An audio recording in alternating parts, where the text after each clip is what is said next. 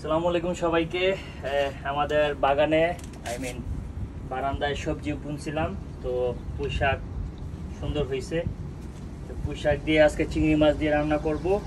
যে দেখেন কত সুন্দর পুঁই শাক হয়েছে, আলহামদুলিল্লাহ। মানে এগুলা দিয়া চিংড়ি মাছ রান্না হবে।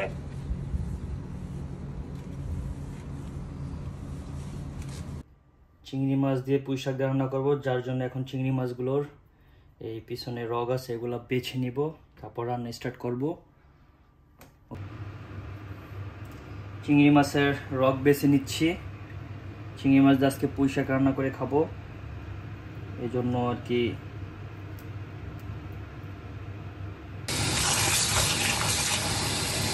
কেটে ধুয়ে নিচ্ছি।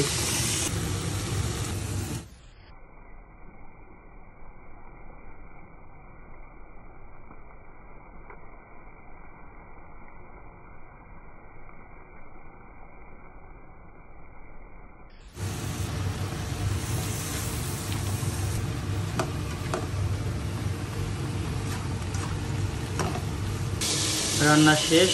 চিংড়ি মাছ দিয়ে পুঁই শাক নিজের ক্ষেতের বাগান করছিল বারান্দার মধ্যে, আলহামদুলিল্লাহ। শাকগুলো একদম ফিনিশ হয়ে গেছে, অনেকগুলো ছিল, এখন অল্প একটু হয়ে গেছে, যাক আলহামদুলিল্লাহ।